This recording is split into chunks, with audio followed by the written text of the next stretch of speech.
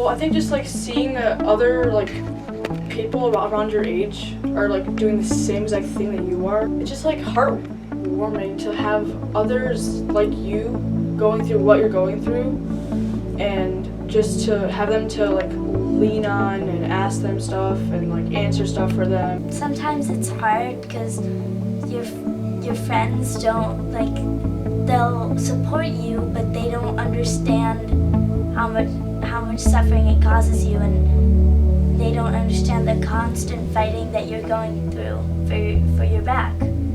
I really do talk about my scoliosis a lot. I'm very open about it. Don't know whether it's a good or bad thing, but my friends definitely came to a point when they became slightly mildly irritated by all of my talking. But overall, I'm very, very glad and thankful to have them as people that I know and that I'm acquainted with very closely, because they're very, very supportive.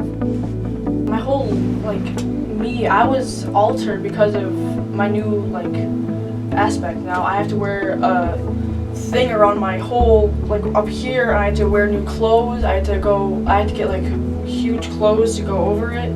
I had to introduce myself as oh yeah, I wear this too, so don't get scared of me because I have abs now. So I just it was hard for me because I was a whole new Josie. It is completely manageable. It is entirely manageable. It just requires quite a long adaptation period, but everything could be accomplished.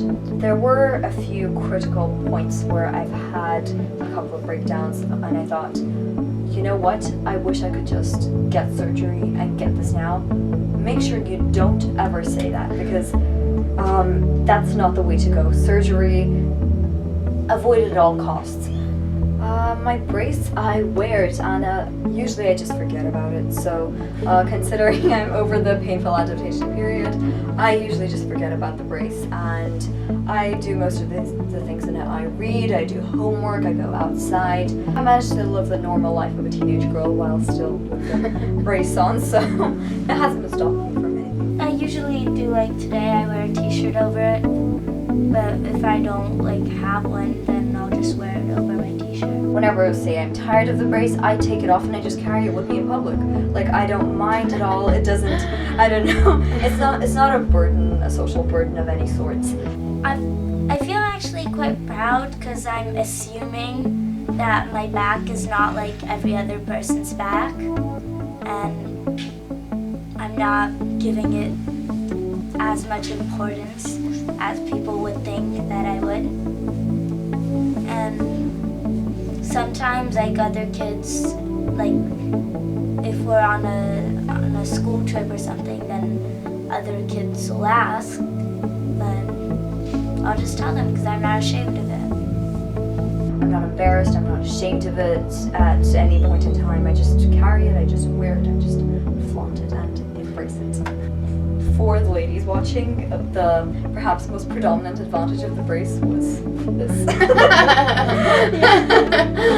So it actually thins you out in outfits? Yes, it doubles as a waist trainer, so I mean it's healthy and it's good for you, and yes, it helps your figure. Cool, that's a good way to look at it. I think that the goal is achievable at this point, but only if I put in the maximum possible effort. So my goal is obviously to get as close to zero as possible, which I guess is mutual for all patients, but yes, this is my goal. I was so happy to see myself how I thought I was, being straight, and I thought if this is what I have to do, then I'll do it to get my straight spine. So I did it. It put me through a lot, but I've learned to accept myself how I am,